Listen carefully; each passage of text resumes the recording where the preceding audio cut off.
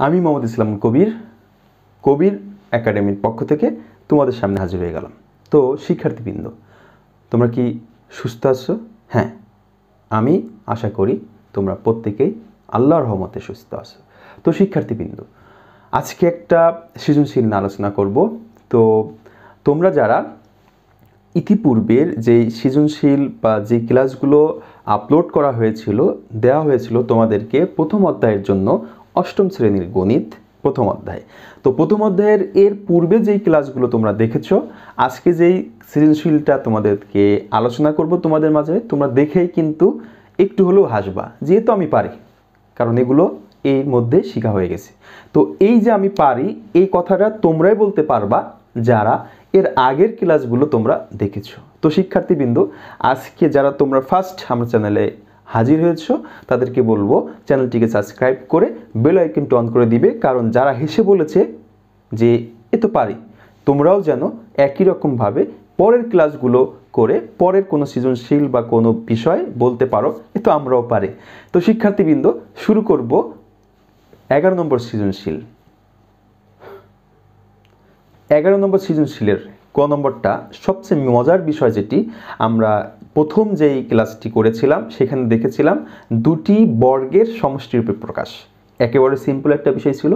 তো এই 11 নম্বর সৃজনশীলের দুইটি সংখ্যা আছে, 29 এবং 37। এই দুটি সংখ্যাকে দুটি বর্গের সমষ্টিরূপে প্রকাশ করতে হবে। তো দেখো, ক নম্বর প্রশ্নটা খুব সহজেই করা যায়। যে ক, এখানে আমাদের আছে 29। তো আমরা দেখেছিলাম যে আমরা কি করব, প্রথমে 1 নিব, তাই না? 1-এর উপর যদি স্কোয়ার দিই আমাদের কত হয় বলো তো? 1 হয়। তাহলে 29 হতে আর কত বাকি থাকে? এখনো 28 বাকি থাকে। 28 কি কোনো বর্গমূল সংখ্যা? না, 28 বর্গমূল সংখ্যা না। তাহলে আমরা 1 নিতে পারবো না। তাহলে যদি এখানে 2 নিই, 2 এ 2 কত হয়? 4 হয়। 4 আর 29 হতে এখনো কত বাকি? 25 বাকি। 25 কি কোনো বর্গমূল সংখ্যা? অবশ্যই বর্গমূল সংখ্যা, কারণ 25 উপরে বর্গ করলে, রুট করলে আমরা পাই হচ্ছে কত? 5। তাহলে এই দুটি দিয়ে কিন্তু আমরা পেয়ে যাই যে 2 এবং 5। তাহলে আমরা এখানে লিখতে পারি যে 2 এর উপরে স্কোয়ার মানে হচ্ছে 4, আর 5 এর উপরে স্কোয়ার মানে হচ্ছে 25। তাহলে 25 আর 4 কত হয়ে গেল? 29 হয়ে গেল। এই জন্যই বলেছিলাম তোমরা অঙ্কটা দেখলে হাসবা। একই রকম আছে আমাদের 37। তো এবং 37, প্রথমে কি করবা? 1 নিবা। 1-এর উপর স্কোয়ার দিলে কত হয়? 1 হয়। তাহলে 37 হতে এখনো কত বাকি থাকলো? যেহেতু সমষ্টি বলেছে, আমরা যোগ করতেছি, এই কারণেই দুটি বর্গের সমষ্টি উপরে প্রকাশ করতে বলেছে। তাহলে আমরা 1-এর উপর স্কোয়ার দিলে 1 হয়, আর বাকি থাকে কত? 37 হইতে 36। 36 কোনো বর্গমূল সংখ্যা আছে? অবশ্যই আছে। কত? 6।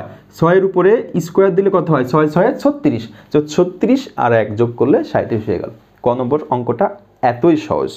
আর তোমাদের এই সৃজনশীলগুলো অধিকাংশ ক্ষেত্রে কিন্তু দুটি বর্গের সমষ্টি রূপে প্রকাশ করতে বলে। তো এটি গেল ক নম্বর। আর খ নম্বর দেখলে তোমাদের আরও হাসি লাগবে যে এটা তো আমি পারি আরও সহজেই, কারণ তালিকার পরবর্তী সংখ্যা বের করতে হবে। তালিকার পরবর্তী সংখ্যা বের করতে হলে আমাদের প্রথমেই একটা কাজ করতে হবে। কি কাজ মনে আছে তোমাদের? প্রথমে আমাদের যে কাজটি করতে হবে, যে তালিকার প্রত্যেকটা দুটি করে পার্থক্য বের করতে হবে, মানে পার্থক্য বের করতে হবে। তো আমরা এখানে যদি খ নম্বর লিখি, দেখো খ আমাদের দেওয়া আছে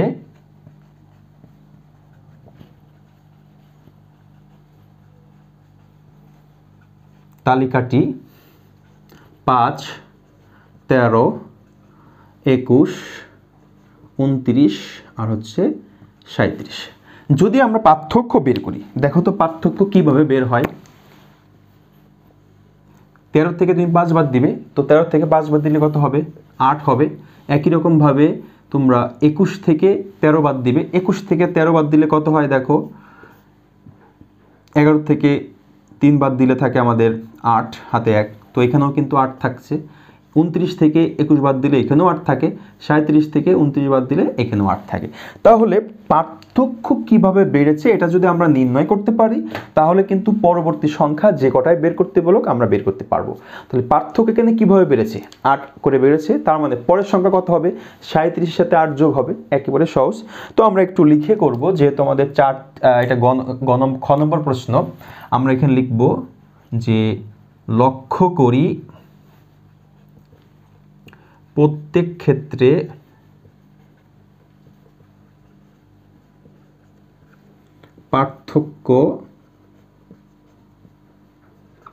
বেড়েছে 8 বা 8 করে বেড়েছে।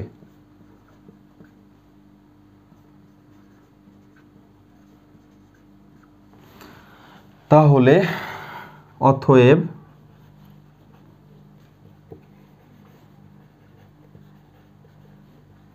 তালিকার পরবর্তী প্রথম সংখ্যা কি হবে? শেষ হয়েছিল কত থেকে? 37 থেকে। কত করে বেড়েছে? পার্থক্য 8 করে। তো আমরা 8 যোগ করে দেব। 8 যোগ করলে আমাদের হবে হচ্ছে 8 আর 7, 15 5 হাতে 1, 45। একই রকমভাবে তালিকার দ্বিতীয় সংখ্যা কত হবে? শেষ হয়েছে 45 থেকে, তার সাথে আবার 8 যোগ করে দিব। তো যোগ করলে কত হবে? 53। এরপর আমাদের তৃতীয় সংখ্যা শেষ হচ্ছে কত থেকে? 53 থেকে, যোগ করব কত? 8, তাহলে কত হবে? 61। 4 নম্বর বা চতুর্থ সংখ্যা কত হবে? শেষ হচ্ছে 61 থেকে, যোগ হবে কত? 8, তাহলে আমাদের হবে 69। তো আমরা কিন্তু 4টি সংখ্যা বের করে ফেললাম, যেহেতু আমাদের পরবর্তী 4টি সংখ্যা নির্ণয় করতে বলেছে। তো আবার বলছি, এখান থেকে আমাদের পরবর্তী সংখ্যা বের করতে বলুক, সমষ্টি বের করতে বলুক, প্রথমেই যে আমাদের কাজটা সেটা হচ্ছে তালিকার পার্থক্য বের করতে হবে। এখন পার্থক্য যেভাবে বেড়েছে আমরা পরের সংখ্যাগুলো ঠিক সেভাবেই করব, কারণ এখানে একটি প্যাটার্ন লক্ষ্য করা যাচ্ছে যে এখানে প্রত্যেকটা পার্থক্য 8, তাহলে এগুলোর পার্থক্য কত করে? 8 করে হবে। তাহলে এমন সংখ্যা আমরা নির্ণয় করব যেগুলোর প্রত্যেকটার পার্থক্যই কত হবে? 8 করে হবে। তখনই হবে যখন পরের সংখ্যার সাথে 8 যোগ করতে করতে আমরা যাব। এই জন্য আমরা এখানে করেছি তালিকার প্রথম সংখ্যা শেষ হয়েছিল 37 সাথে 8 যোগ, 45 সাথে 8 যোগ, 53 সাথে 8 যোগ, আবার 61 সাথে 8 যোগ। এই জন্য আমরা উত্তর লিখতে পারি, যে উত্তর এভাবে লিখতে পারি,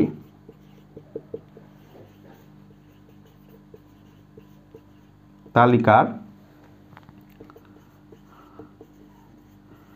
পরবর্তী 4টি সংখ্যা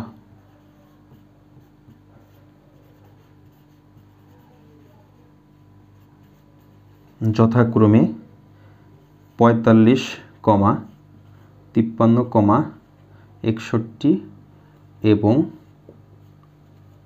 69। তো এটি হচ্ছে আমাদের খ নম্বর প্রশ্নে গেল। এই জন্যই বলেছিলাম অঙ্কটা অনেক সহজ।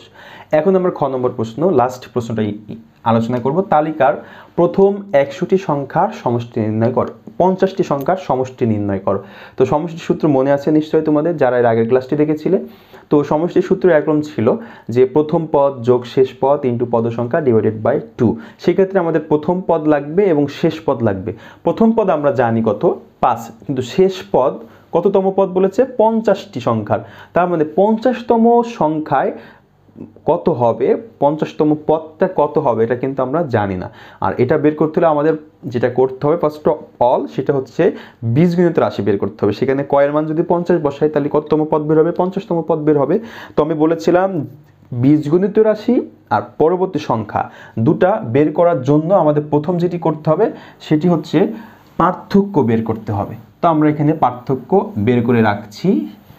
দেখো, এটা হচ্ছে আমাদের গ নম্বর। তো পার্থক্য আমরা দেখছি 8 করে বেড়েছে। সেই ক্ষেত্রে বীজগণিত রাশি বের করার আমরা একটা নিয়ম শিখছিলাম, যে প্রথম পদ, তালিকার প্রথম পদ সমান কত, কীভাবে করব? প্রথম পদের জন্য আমরা 1 গুণ করব। কার সাথে গুণ করব? পার্থক্যের সাথে। তো পার্থক্য কত আছে? 8। তাহলে কত হলো? 8 আর 1 গুণ করলে 8। তো আমাদের কি প্রথম যেই পদটি ছিল এটা কি 8 ছিল? না, 5 ছিল। তাহলে 8 করতে হলে, 5 করতে হলে আমরা এই 8 থেকে কত বিয়োগ করব? কি করব? যোগ না বিয়োগ? বিয়োগ করতে হবে, কারণ আমাদের 8 একে 8 হয়েছে, বানাতে হবে কত? 5। তাহলে 5 বানাতে হলে আমরা কি করব? 3 বিয়োগ করব।